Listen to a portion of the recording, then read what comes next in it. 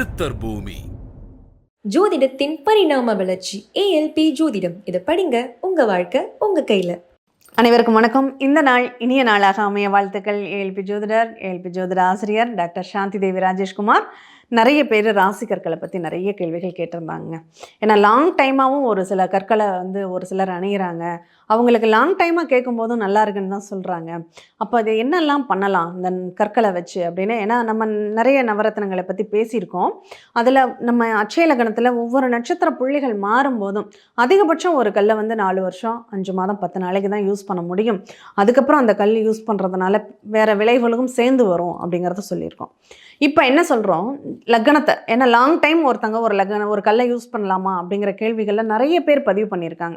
இல்லை ஒரு கல் பலன் தரும்னு நம்ம வாங்கிட்டோம், அது நல்லா இருக்குது, அதை கண்டினியூஸாக போட்டுக்கலாமா அப்படிங்கிற கேள்வியும் கேட்குறாங்க. சரி, அப்படி போடுறதுனால என்ன சாதகம் இருக்குது, என்ன பாதகம் இருக்குது அப்படிங்கிறத நம்ம பார்க்க போகிறோம். இப்போது மேஷ லக்னம்னு வச்சுக்கோங்களேன். இந்த மேஷ லக்னத்திற்கு பவளத்தை தான் அதிகமாக போட சொல்லி உங்களுக்கு பரிந்துரை செய்வாங்க. ஏன்னா லக்னத்தின் அதிபதி செவ்வாய் பகவான்.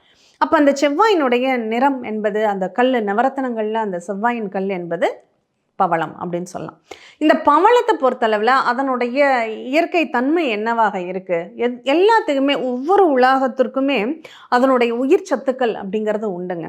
ஆனால் இந்த நவரத்தினங்களில் நமக்கு நிறைய அனுபவங்கள் இருக்குது. ஏன்னா பாரம்பரியமாகவே எங்களுடைய மாமா நவரத்தின வியாபாரம் தான், அவர் பேரே நவரத்தின வியாபாரின்னு தான் சொல்லுவாங்க. அந்த மாதிரி நவரத்தினங்களில் அவங்க அவ்வளோ தேர்ச்சி பெற்றவங்க. இப்போ அதனால் அவங்க கூட இருந்ததுனால நமக்கு அந்த நவரத்னங்களை பற்றின புரிதல் அப்படிங்கிறதும் கொஞ்சம் அதிகமாகவே இருக்கும்னு வச்சுக்கோங்களேன். இந்த பவளம் அப்படிங்கிறது பவள பாறைகள்லேருந்து கடலில் 2 உலோகங்கள் மட்டும்தான் அந்த நவரத்னங்கள்லேயே கடல்லேருந்து கிடைக்கக்கூடியது. ஒன்று முத்து, ஒன்று பவளம். இந்த பவளம்ங்கிறது அந்த பவள பாறைகளில் படியக்கூடிய ஒரு விதமான திடமான ஒரு பொருள். அதை தான் நம்ம பவளமாக நம்ம இது பண்ணுறோம். அதனுடைய உயிர் சத்துக்கள் இப்போ எப்படி பொட்டாசியம் மக்னீசியம் மாதிரி இருக்கோ அதே மாதிரி இதுக்குள்ளேயும் இந்த மேஷம் செவ்வாயினுடைய உயிர் சத்துக்கள் அங்கே உண்டு அப்படின்னு எடுத்துக்கலாம்.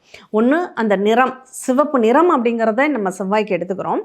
அடுத்து அந்த பவளத்தினுடைய அந்த குணத்தன்மைகள் அப்படிங்கிறது இங்கே செவ்வாயினுடைய தன்மையாக பேசப்படுது. இப்போ இந்த பவளத்தை மருத்துவத்திற்கும் நிறைய பேர் பயன்படுத்துவாங்க. அது பவள பஸ்பம் அப்படின்னு சொல்லுவாங்க. அப்போ அந்த பவளத்தை முறைப்படி அதை பஸ்பமாக்கி அதை இந்த அளவு தான் ஒரு மருந்தோட சேர்த்துக்கணும்னு சொல்லி அந்த பவள பஸ்பம் சாப்பிட்றதுக்கு உண்டு. அதை இன்னும் சொல்லப்போனால் ரத்த விருத்திக்கும் ரத்த சுத்தகரிப்புக்கும் அந்த பவள பஸ்பம் அப்படிங்கிறது ரொம்பவுமே அவங்களுக்கு ஏற்புடையதாக இருக்கும் அப்படின்னு சொல்லலாம்.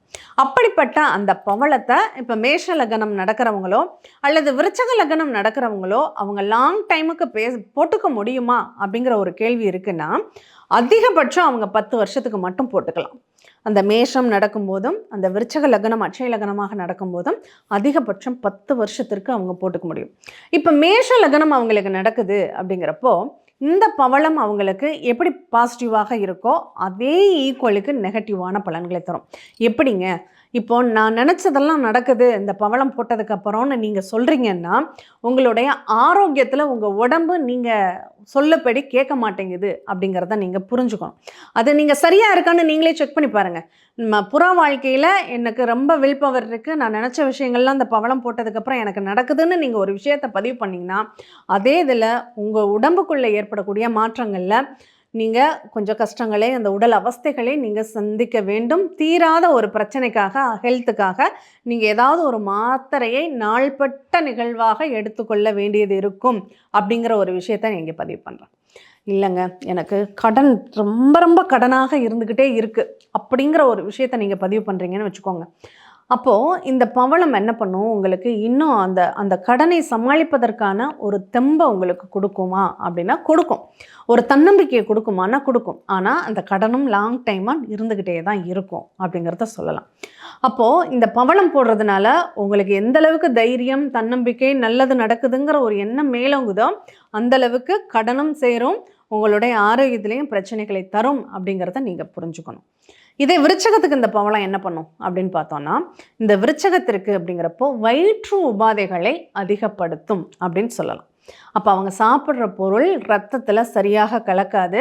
அதனால் அவங்களுக்கு நிறைய பிரச்சனைகள், வயிறு சார்ந்த உபாதைகளை அவங்க சந்திக்க வேண்டியது இருக்கும். அதுவும் பெண்களாக இருக்காங்க அப்படின்னா அவங்களுக்கு இந்த மாதவிடாய் பிரச்சனைகளில் கொஞ்சம் தொந்தரவுகளும் வர ஆரம்பிச்சிடும். அந்த இரத்தத்தின் அளவு குறையும் அப்படின்னு எடுத்துக்கலாம். இல்லைங்க, எனக்கு ரொம்ப நல்ல ஃபீல்டு இருக்குது, அப்படின்னு சொல்கிறாங்க அப்படின்னா, அப்போ அவங்களுக்கு வயிறு ஒன்றும் பிரச்சனையே பண்ணாது. தலைவலி அதிகமாக வர ஆரம்பிச்சிடும். டென்ஷன் அதிகமாக ஏற்படும். அப்போ எனக்கு கடன் கேட்ட பக்கம்லாம் கிடைக்குது, எனக்கு வரவு செலவு ரொம்ப நல்லா போய்கிட்டு இருக்கு இந்த பவளம் போட்டதுக்கப்புறம்னு சொல்கிறாங்கன்னா, அங்கே தலைவலியும் தலையில் ஒரு சம்மந்தப்பட்ட பிரச்சனைகள், உபாதைகள், உஷ்ணம் அதிகமாகிறது, இந்த மாதிரியான சிக்கல்களும் அவங்களுக்கு அதிகமாக வர ஆரம்பிச்சிடும். அதனால் 2 விதமான பலன்களும் இந்த ராசிக்கல் நவரத்னங்கள் அணிகிறதுனால ஒரு சிக்கல்கள் இருக்குது. அதை பார்த்து புரிஞ்சு நடந்துக்கணும். அடுத்து எல்லாருமே ஆசைப்பட்டு அணியக்கூடிய ஒரு ராசிகள் என்ன அப்படின்னா, ராசிக்கல்லாக கூட இல்லை, ஆபரணமாக அணியக்கூடிய ஒரு விஷயங்கிறது வைரம். இந்த வைரம் போடுறதுனால எல்லாருக்குமே அந்த வைரம் பாசிட்டிவாக இருக்குமா அப்படின்னா நிச்சயமாக இருக்காது. நான் ஒரு ஃபங்க்ஷனுக்கு மட்டும் நான் போட்டுட்டு போகிறேன், போட்டு வந்ததுக்கப்புறம் நான் கழட்டி வச்சுடுவேன் அப்படிங்கிறவங்களுக்கு இந்த பலன் கிடையாது. அதனால் தயவு செஞ்சு நீங்கள் அப்படி வைரத்தை யூஸ் பண்ணுறீங்க அப்படின்னா இதை நீங்கள் ஸ்கிப் பண்ணி போய்கிட்டே இருக்கலாம். இல்லை வைரத்தை நான் எப்போதுமே அணிந்து கொண்டிருக்கிறேன், காதில் கம்மலாகவோ மூக்கில் மூக்குத்தியாகவோ இல்லை கைகளில் மோதிரம் கலட்டாமலோ நான் வைரத்தை போட்டுக்கிறேன் அப்படின்னா கட்டாயம் இந்த பதிவு உங்களுக்கானது தான். இந்த வைரம் போடுறதுனால என்ன ப்ளஸ் என்ன மைனஸ், உங்களுடைய லக்னம் இப்போ ரிஷப லக்னம் அட்சய லக்னமாக இருக்குது, இல்லை உங்களுடைய லக்னம் துலாம் லக்னம் அட்சய லக்னமாக இருக்குது, தாராளமாக நீங்கள் வைரத்தை 10 வருஷம் போட்டுக்கலாம். இந்த 10 வருஷம் வைரம் போடுறதுனால என்ன, என்னுடைய மனசு நல்லா இருந்தால் உடலு கெட்டு போயிடும், உடம்பு நல்லா இருந்தால் மனசு கெட்டு போயிடும். இதுதாங்க வைரம் உங்களுக்கு பண்ணக்கூடிய ஒரு நிகழ்வு. சரி, மற்ற லக்னக்காரங்க வைரம் போட்டால் அது நல்லா இருக்காதா, நல்லது பண்ணுமா அப்படின்னா, எந்த லக்னக்காரங்களுக்கு வைரம் பிரச்சனை இல்லாமல் நல்லது மட்டுமே பண்ணும் அப்படின்னு கேட்டிங்கன்னா, கடக லக்னத்திற்கு வைரம் நல்லது மட்டுமே பண்ணும். அது பிரச்சனைகளை பெரிய அளவு தந்துராது. கடக லக்னம் எவ்வளோ வேணாலும் வைரத்தை ஆபரணங்களாக அவங்க பயன்படுத்திக்கலாம், கழட்டியும் வச்சு போட்டுக்கலாம், லாங் டைமாகவும் போட்டுக்கலாம். அவங்களுக்கு சாதகமான பலன்களை கண்டிப்பாக உருவாக்கும். அதே மாதிரி கும்ப லக்னத்திற்கும் வைரம் அப்படிங்கிறது அவங்களுக்கு சாதகமான பலன்களை உருவாக்கும். அவங்க எப்போ வேணாலும் எப்படி வேணாலும் போட்டுக்கலாம். ஆனால் அந்த அட்சய நட்சத்திர மாற்றங்கள் வரும்போது கொஞ்சம் கவனமாக தான் பார்த்துக்கணும். இந்த லக்னங்கள் பயணிக்கும் போது சுக்கிரன் உங்கள் ஜாதகத்தில் நல்லா இருக்காங்கிறதையும் பார்த்துக்கணும். நீங்கள் கடக லக்னம் அட்சய லக்னம் போகும்போது வைரம் போட சொன்னீங்க, நான் போட்டுட்டேன் எனக்கு பிரச்சனைன்னு சொல்லிடக்கூடாது. உங்கள் ஜாதகத்தில் கடக லக்னமாகவோ கும்ப லக்னமாகவோ போகும்போது சுக்கிரன் நல்ல அமைப்பில் இருந்தால் நீங்கள் தாராளமாக வைரத்தை பயன்படுத்தலாம். இதே மாதிரி தான் 12 ராசி கற்களுக்குமே எந்த நேரத்தில் அதை அணியணும், என்ன ப்ளஸ் கொடுத்தா என்ன மைனஸை அங்கே ஏற்படுத்திடும் அப்படிங்கிறத தெரிஞ்சு நம்ம ராசி கற்கள் பயன்படுத்துகிறோம். இப்போ மரகத பச்சைன்னு எடுத்துக்கிறாங்க, அதை மிதுனத்திற்கும் கன்னிக்கும் மரகத பச்சை போடுங்க அப்படின்னு பரிந்துரை பண்ணுவாங்க. இப்போ அந்த மிதுன லக்னம் கன்னி லக்னம் அல்லது மிதுன ராசி கன்னி ராசி இந்த மரகத பச்சையை போடும்போது அவங்களுக்கு எப்படிப்பட்ட நிலை இருக்கும், மிதுனத்துக்கு மரகத பச்சை தாராளமாக போட்டுக்கலாங்க. அவங்க அந்த 10 வருஷம் லாங் டைம் அதை பயன்படுத்தலாம், அவங்களுக்கு ஒன்றும் பெரிய விஷயம் கெடுதல் அப்படிங்கிறது கிடையாது. ஆனால் இந்த கன்னி லக்னம் மரகத பச்சையை போடும்போது தொழிலில் ரொம்ப அவஸ்தைகள் ஏற்படும், ரொம்ப டார்ச்சரில் இருக்கும், எந்த ஒரு விஷயத்தையுமே ஃபுல்ஃபில் பண்ண முடியாமல் போயிடும். ஒரு இழுபறியான போராட்டமான ஒரு நிகழ்வுகளை இந்த கன்னி லக்னம் போகும்போது மரகத பச்சை போட்டிங்கன்னா உண்டாகுமா? நிச்சயமாக உண்டாகும். அதை நீங்கள் செக் பண்ணி பார்த்துக்கோங்க. இந்த மாதிரி ஒவ்வொரு ரத்தினங்களுக்குமே அதனுடைய நிகழ்வு அப்படிங்கிறது சாதகத்தையும் தரும் பாதகத்தையும் தரும். அது எந்த விஷயத்தில் நன்மைகளை தருது எந்த விஷயத்தில் பிரச்சனைகளை தருதுங்கிறத உங்கள் ஜாதகத்தை பார்த்து நீங்கள் தெரிஞ்சு போட்டுக்கோங்க. கண்டிப்பாக ராசி கற்கள் உங்கள்கிட்ட பேசும். அது நல்லதும் பேசும் கெட்டதும் பேசுங்கிறது தெரிஞ்சு பயன்படுத்துங்க. மீண்டும் இனியதொரு நிகழ்வில் சந்திப்போம். நன்றி, வணக்கம்.